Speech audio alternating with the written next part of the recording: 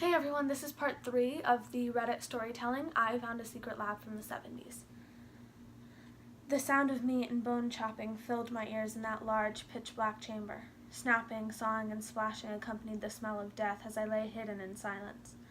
The footsteps came and went, delivering the cuts of meat to this wing of cells in the complete, consuming blackness. Whatever or whoever was feeding the aberrations in those rooms had either memorized every inch of this place or could somehow see in the facility so entirely devoid of light. I waited, my stomach growling, for what must have been a few hours, before there was a good 10 minutes of silence. I breathed deeply, mustered my courage, and illuminated the grisly chamber with my flashlight.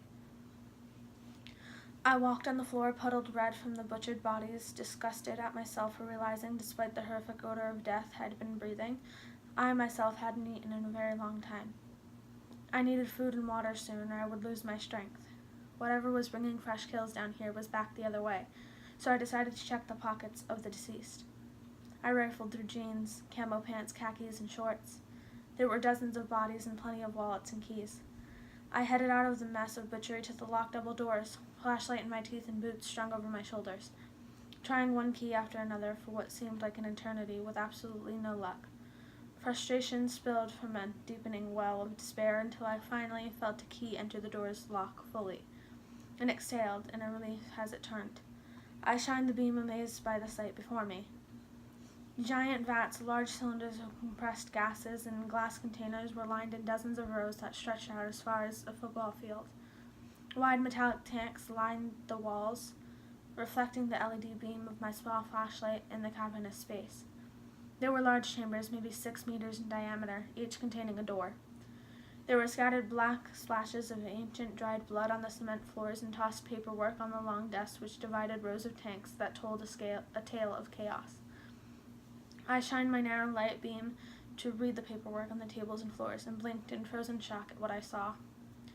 There were countless tests of blood pressure, heart rate, and radiation level monitoring, as well as packets containing the names of couples, some of full families. I flipped through a packet labeled 10AR/11AR. Corresponding with the labels on those locked doors, it became clear. I read in disbelief as a promotional packet slid out, decorated with eggshell blue, orange, and brown squares, and an illustration of a smiling family that was oh so 70s, titled ARC, Anti-Radiation Kinetics and You.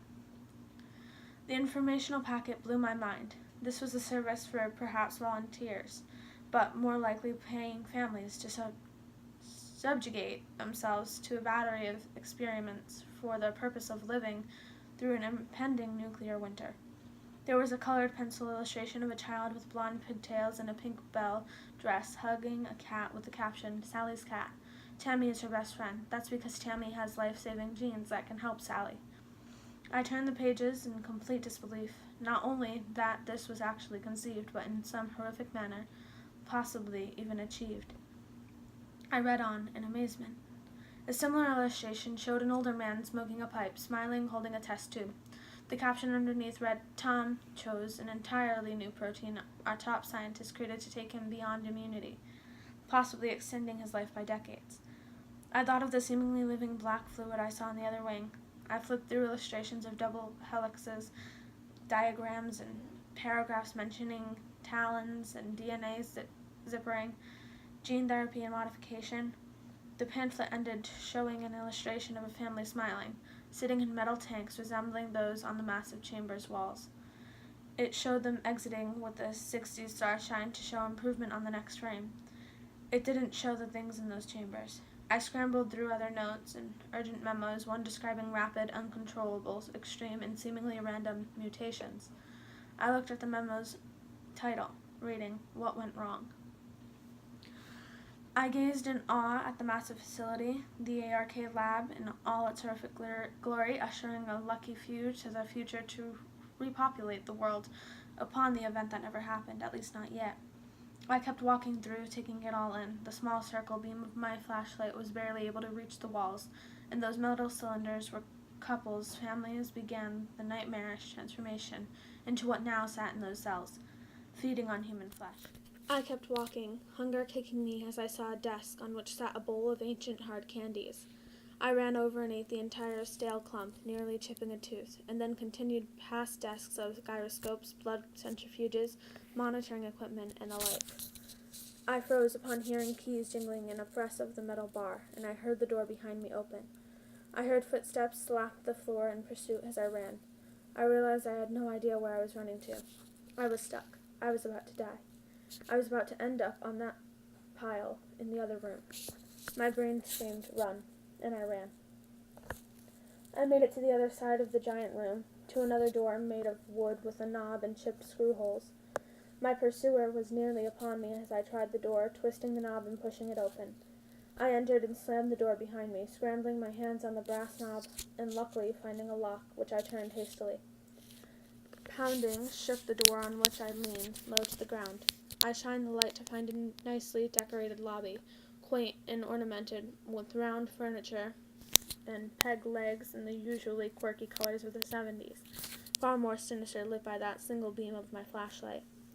I saw more pamphlets and plastic holders on the desk and finally realized this was where their journey began. Greeted by a heavily hair-sprayed receptionist, most importantly, I saw the glowing orange ring on the elevator door frame. The wooden door I'd entered from was clearly not going to hold what had discovered my presence for long. So I ran to the elevator, mashing the glowing button. I hadn't even considered the fact that this facility had power, but I realized this could have been my end had it not. I entered the dim, yellow light of the elevator, hearing music and a jiggling of keys from outside the door I'd come from. Fuzzy jazz flute-heavy elevator music played on speakers as my pursuer entered through the wooden lobby door, with wide eyes reaching out to me with open hands. A normal-looking man, aside from his milky white eyes, perhaps in the mid-60s, ran into the room, screaming just as the door began to open. I slammed the button and watched as the door shut in the nick of time. I breathed deeply and slid to the floor and sat to put my hiking boots back on, exhausted. I finally registered his muffled voice and what he was screaming. "They're loose down here, from higher and farther away." The elevator was moving. Not up, but down. Okay, everyone, so that was part 3. I will be uploading that on Monday, and part 4 will go up next Monday. I hope you enjoyed.